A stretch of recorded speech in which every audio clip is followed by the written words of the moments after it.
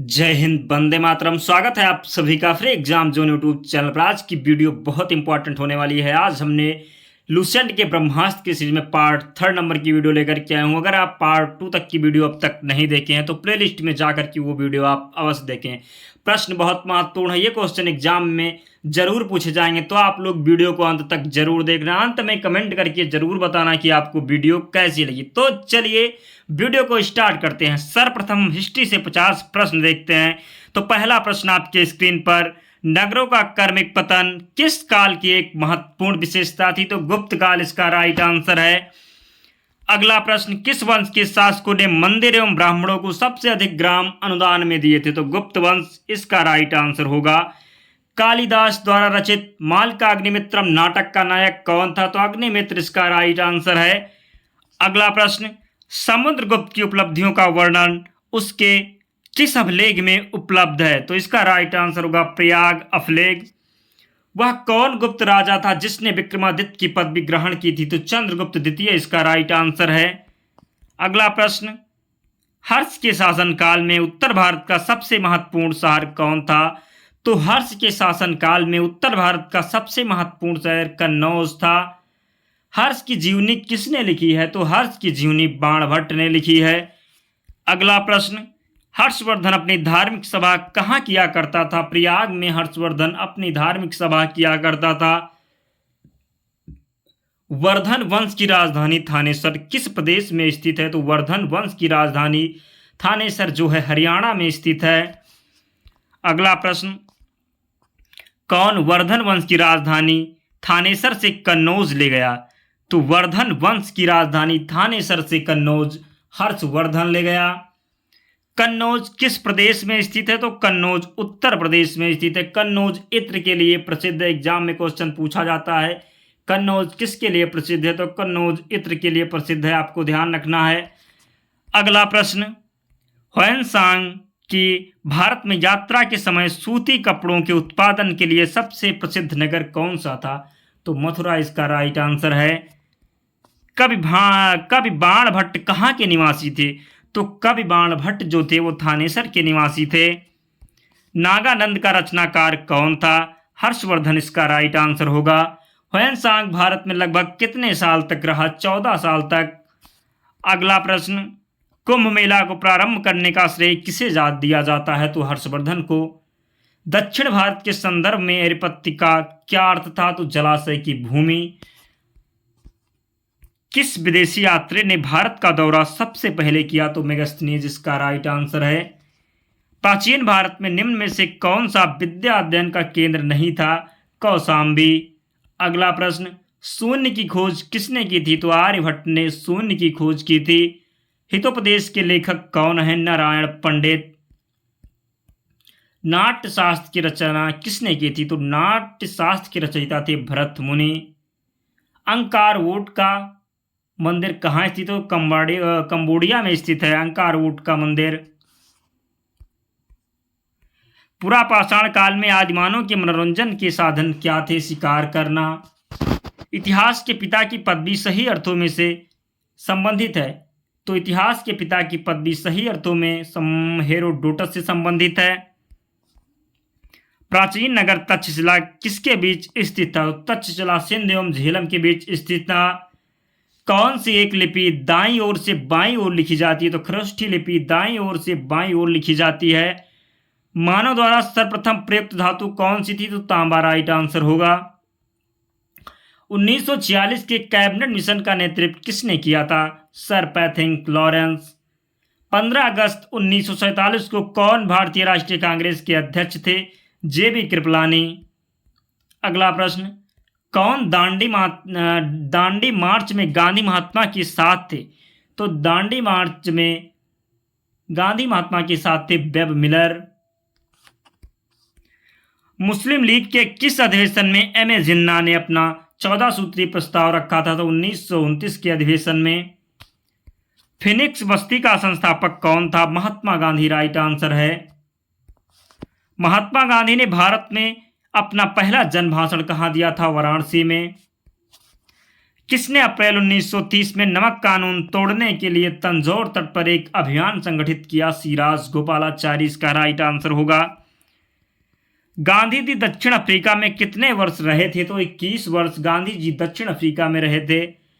India divided पुस्तक के लेखक कौन हैं? Doctor Rajendra Prasad India divided पुस्तक के लेखक हैं।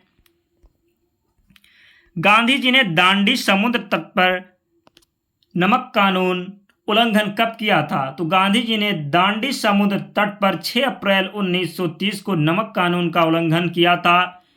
कौन सा गोलमेज सम्मेलन 1932 में हुआ? तीसरा गोलमेज सम्मेलन 1932 में हुआ। ब्रिटिश सरकार ने महात्मा गांधी को जो उपाधि दी थी और जिसे उन्होंने असहयोग आंदोलन में वापस कर दिया था, वह कौन सी उपाधि? तो केसरे हिंद थी। 1857 के विद्रोह को किस उर्दू कवि ने नहीं देखा था? तो मिर्जा गालिब इसका राइट आंसर है। जगदीशपुर के राजा कौन थे? कुंवर सिंह जगदीशपुर के राजा थे। 1857 के विद्रोह के समय भारत का गवर्नर जनरल कौन था? तो केनिंग इसका राइट आंसर है। 1857 के विद्रोह के नेताओं में किसने सबसे पहले अपना बलिदान दिया? तो मंगल पांडे थे जिसने अपना बलिदान सर्वप्रथम दिया था। 1857 के विद्रोह में कानपुर के सैनिकों का नेतृत्व किसने किया? तात्या टोपे ने कानपुर के सैनिकों का नेतृत्व किया था। 1857 में अंग्रेजी साम्राज्य के विरुद्ध विद्रोह किसने किया था? तो नामधारी सिखों ने किया था। गडकरी विद्रोह का केंद्र कहाँ था? कोल्हापुर में गडकरी विद्रोह का केंद्र था। 1857 के बरेली विद्रोह का नेता कौन था? तो बरेली विद्रोह का नेता खान बहादुर थे। भारत के प्रथम स्वतंत्रता संग्राम का तात्कालिक कारण क्या था? अंग्रेजों का धर्म में हस्तक्षेप का संदेह। मेरठ में विद्रोह प्रारंभ कब हुआ था? 10 मई 1857 को मेरठ में विद्रोह प्रारंभ हुआ था। दोस्तों, हिस्ट्री से 50 प्रश्न कंप्लीट हो गए। अगर आपने अब तक वीडियो को लाइक नहीं किया है तो प्लीज़ आप लोग वीडियो को लाइक कर दीजिए। अगर चैनल पर नए हैं तो चैनल को अवश्य सब्सक्राइब करें, क्योंकि आपको यहाँ ऐसी वीडियो डेली मिलती रहेगी और ये क्वेश्चन वही हैं जो बार बार एग्जाम में पूछे जाते हैं। मैं आपको विश्वास दिलाता हूँ कि ये प्रश्न आपके एग्जाम में अवश्य पूछे जाएगा। अगर आप किसी भी प्रतियोगी परीक्षा की तैयारी कर रहे हैं तो आपके लिए ये प्रश्न बहुत महत्वपूर्ण है। तो आप लोग चैनल को सब्सक्राइब करके बेल आइकन भी प्रेस कर दीजिए और वीडियो को लाइक कर दीजिए। अब हम पॉलिटी से 50 प्रश्न देखते हैं। तो पहला प्रश्न, भारतीय संविधान के अंतर्गत मूल अधिकारों का संरक्षक कौन होता है? तो न्यायपालिका। मौलिक अधिकारों के निलंबन का आदेश कौन दे सकता है? राष्ट्रपति। मूल अधिकारों को परिवर्तित करने की शक्ति किसे प्राप्त है? उच्च न्यायालय एवं उच्चतम न्यायालय को। भारतीय संविधान में प्रदत्त मूलभूत अधिकारों को निलंबित करने वाली संस्था कौन है? तो राष्ट्रपति। स्वतंत्रता के मूल अधिकार से संबंधित संविधान के अनुच्छेद 19 के अंतर्गत कितने प्रकार की स्वतंत्रता है? 6 प्रकार की स्वतंत्रता है। मौलिक अधिकारों में से किसे डॉक्टर BR अम्बेडकर ने संविधान का हृदय एवं आत्मा की संज्ञा दी है? तो संवैधानिक उपचारों का अधिकार। अनुच्छेद 32 को डॉक्टर भीमराव अम्बेडकर ने संविधान का हृदय एवं आत्मा की संज्ञा दी है। मौलिक अधिकारों को लागू करने के लिए किसी न्यायालय द्वारा क्या जारी किया जा सकता है? रिट या समादेश। कौन व्यक्तिगत स्वतंत्रता से संबंधित है? बंदी प्रत्यक्षीकरण। भारत के पहले राष्ट्रपति के रूप में डॉक्टर राजेंद्र प्रसाद का चुनाव किसके द्वारा किया गया था? संविधान सभा के द्वारा। भारत के प्रथम राष्ट्रपति कौन थे? डॉक्टर राजेंद्र प्रसाद भारत के प्रथम राष्ट्रपति थे। भारत के राष्ट्रपति पर महाभियोग लगाने का अधिकार किसे है? संसद के दोनों सदनों को है। भारत के राष्ट्रपति पर महाभियोग लगाने का अधिकार, भारत के राष्ट्रपति पर महाभियोग जो है वो अनुच्छेद 61 में है, तो आपको ध्यान रखना है।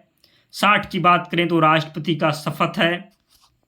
अगला प्रश्न, भारत में राष्ट्रपति राज्यसभा में कितने सदस्यों को मनोनीत कर सकता है? तो 12 सदस्यों को राष्ट्रपति राज्यसभा में मनोनीत कर सकता है। कौन हमारे देश के दोनों में से किसी भी सदन का सदस्य नहीं होता है? तो राष्ट्रपति। युद्ध की घोषणा या शांति का फैसला करने में कानूनी रूप से सक्षम कौन है? तो राष्ट्रपति। डॉक्टर राजेंद्र प्रसाद कितने वर्ष तक राष्ट्रपति रहे? तो 12 वर्ष तक। अगला प्रश्न, किसने भारतीय गणतंत्र के 12वें राष्ट्रपति के रूप में कार्य किया?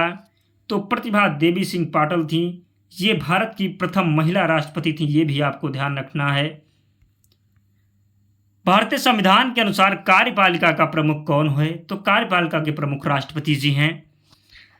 संसद के किसी भी सदन के 2 सत्रों के बीच अंतराल किससे अधिक नहीं होना चाहिए? तो 6 महीना से अधिक नहीं होना चाहिए।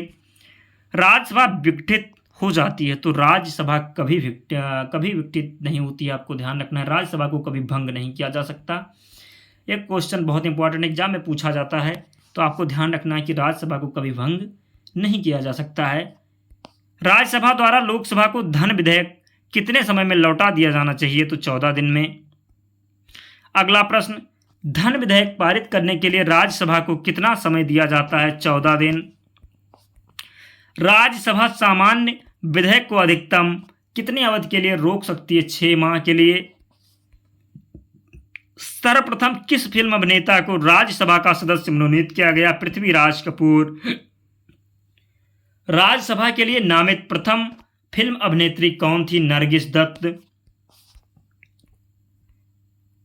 किस लोकसभा में निर्वाचित महिला सांसदों की संख्या सबसे कम थी? तो 6ठी लोकसभा। किस लोकसभा में निर्वाचित महिला सांसदों की संख्या सबसे अधिक रही? तो 17वीं लोकसभा में। लोकसभा में मंत्रिपरिषद के विरुद्ध अविश्वास का प्रस्ताव लाने हेतु न्यूनतम सदस्य संख्या कितनी होनी चाहिए? तो 50।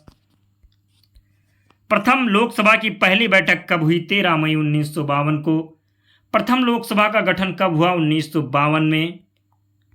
दल बदल निरोधक अधिनियम किस तिथि को पारित हुआ? तो 15 फरवरी 1985 को।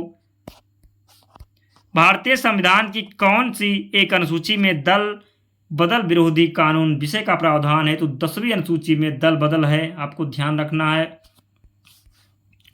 सर्वोच्च न्यायालय में दल बदल कानून की किस धारा या पेरा को संवैधानिक करार दिया है? तो 7वें पेरा को। दल बदल विरोधी कानून से संविधान का कौन सा संशोधन संबंधित है? 52वां संविधान संशोधन। भारत में संघ राज्यों का प्रशासन किसके द्वारा होता है? राष्ट्रपति के द्वारा। केंद्र शासित प्रदेश पर किसका शासन होता है? तो राष्ट्रपति द्वारा नियुक्त प्रशासन का। संघ शासित क्षेत्र के लिए प्रशासकों की नियुक्ति कौन करता है? राष्ट्रपति जी करते हैं। संघ शासित क्षेत्रों जिनकी अपनी विधायिका नहीं है के लिए विधि का निर्माण कौन करता है? संसद। भारत के किस संघ राज्य क्षेत्र का अपना उच्च न्यायालय है? तो दिल्ली राइट आंसर है। राष्ट्रीय राजधानी क्षेत्र दिल्ली के प्रशासक को क्या कहा जाता है? उपराज्यपाल। संघ शासित क्षेत्र जम्मू कश्मीर के शासक को किस नाम से जाना जाता है? उपराज्यपाल के नाम से। किस संघ शासित क्षेत्र के प्रशासक को प्रशासक कहा जाता है? लक्षद्वीप। किस संघ शासित क्षेत्र के प्रशासक को उपराज्यपाल कहा जाता है? अंडमान निकोबार द्वीप समूह। तेलुगु देशम पार्टी का चुनाव चिन्ह क्या है? साइकिल। स्वतंत्र पार्टी के संस्थापक कौन थे? सी राजगोपालाचारी। भारत में दल विहीन प्रजातंत्र किसने प्रस्तावित किया? जयप्रकाश नारायण। केंद्र में पहली गैर कांग्रेस सरकार किस वर्ष बनी? 1977 में। कौन सा भारत का एक राजनीतिक दल नहीं है? तो राष्ट्रीय लोकतांत्रिक गठबंधन। किस राजनीतिक दल की स्थापना स्वतंत्रता से पूर्व हुई थी? भारतीय साम्यवादी दल। राजनीतिक दल किसके लिए जरूरी है? लोकतंत्र के लिए।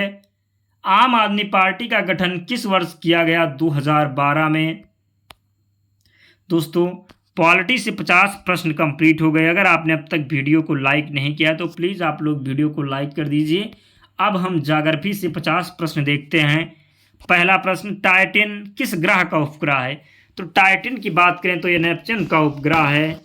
प्लूटो के चांद का नाम क्या है? चिरान। अगला प्रश्न, हमारे सौरमंडल के किस ग्रह का द्रव्यमान न्यूनतम है? तो बुध इसका राइट आंसर है। पृथ्वी की आंतरिक संरचना के संबंध में सर्वाधिक महत्वपूर्ण जानकारी का स्रोत क्या है? भूकंप विज्ञान। स्थल मंडल में क्या सम्मिलित है? ऊपरी भूपटल, निचली भूपटल तथा मेंटल का ठोस ऊपरी भाग। स्थल मंडल का विस्तार कितने किलोमीटर की गहराई तक है? 100 किलोमीटर। किसको व्हाइट ऑफ द अर्थ कहा जाता है? मेंटल को। पृथ्वी के कोर में किस तत्व की प्रधानता होती है? लोहा एवं निकेल। पुलन क्रिया किसका परिणाम है? पर्वत निर्माणकारी बल का। आग्नेय चट्टान का उदाहरण है बेसाल्ट। कौन सी चट्टान में जीवाश्म नहीं पाए जाते हैं? ग्रेनाइट। कौन सा मृत सेल है? तो आग्नेय इसका राइट आंसर है। कौन सी आग्नेय सेल नहीं है? डोलोमाइट। रूपांतरित चट्टानों की उत्पत्ति किन चट्टानों से होती है? आग्नेय एवं तलछट्टी दोनों से। कौन कायांतरित सेल है? तो संगमरमर। रूपांतरित चट्टान नहीं है ग्रेनाइट। विश्व का सबसे ऊंचा ज्वालामुखी पर्वत कोटोपैक्सी कहाँ है? तो कोटोपैक्सी की बात करें तो ये इक्वाडोर में है।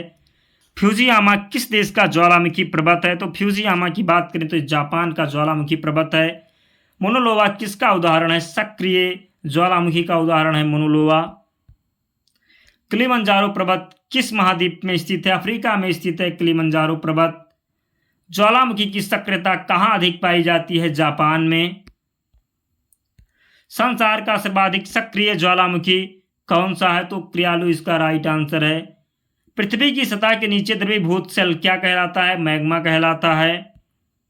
ज्वालामुखी रिंग ऑफ फायर का घेरा किस महासागर से संबंधित है? प्रशांत महासागर से।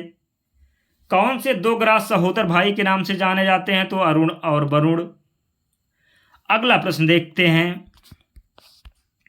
सौरमंडल का सबसे छोटा ग्रह? तो सौरमंडल का सबसे छोटा ग्रह बुध है। कौन सा ग्रह सूर्य और पृथ्वी दोनों में सर्वाधिक दूरी पर स्थित है? तो नेपच्यून राइट आंसर है। वर्ष दीर्घतम कहाँ होता है? नेपच्यून पर। सौरमंडल का वायतम ग्रह कौन सा है? नेपच्यून। कौन सा खगोलीय पिंड रात की रानी कहलाता है? चंद्रमा को रात की रानी कहते हैं। कौन सूर्य का ग्रह नहीं है? चंद्रमा। पृथ्वी का एकमात्र उपग्रह कौन सा है? चंद्रमा पृथ्वी का एकमात्र उपग्रह है। शांत समुद्र और तूफानों का महासागर कहाँ स्थित है? चंद्रमा में। चंद्रमा से पृथ्वी तक प्रकाश के पहुंचने में लगने वाला समय कितना है? तो 2 सेकंड से कम। किस आकाशीय पिंड को पृथ्वी पुत्र कहा जाता है? तो चंद्रमा को। आकाश का सबसे चमकदार तारा कौन सा है? तो सबसे चमकदार तारा सीरियस है। हेली धूमकेतु का आवर्तकाल कितना होता है? 76 वर्ष। यूरोप महाद्वीप की सबसे बड़ी झील है? तो लैगून झील। यूरोप महाद्वीप में प्रभावित होने वाली सबसे लंबी नदी कौन सी है? वोल्गा नदी। अफ्रीका महाद्वीप में प्रभावित होने वाली सबसे लंबी नदी कौन सी है? तो नील नदी। ऑस्ट्रेलिया महाद्वीप में प्रभावित होने वाली सबसे लंबी नदी कौन सी है? तो मरे डार्लिंग।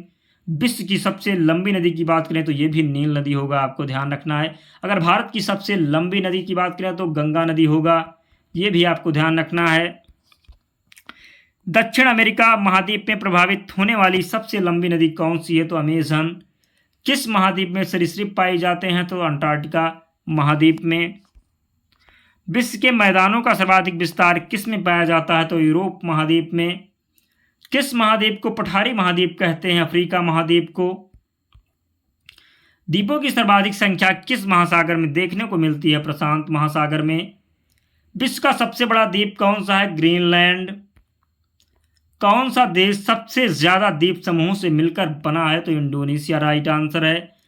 हिंद महासागर में स्थित सबसे बड़ा द्वीप कौन सा है? मेडागास्कर। अगला प्रश्न। किसको प्रशांत महासागर का चौराहा कहा जाता है? तो हवाई द्वीप को प्रशांत महासागर का चौराहा कहा जाता है। दोस्तों वीडियो कंप्लीट हो गई। अगर आपने अब तक वीडियो को लाइक नहीं किया है तो प्लीज़ आप लोग वीडियो को लाइक कर दें और चैनल को जरूर सब्सक्राइब कर लीजिए, क्योंकि आपको ऐसी वीडियो डेली मिलती रहेंगी।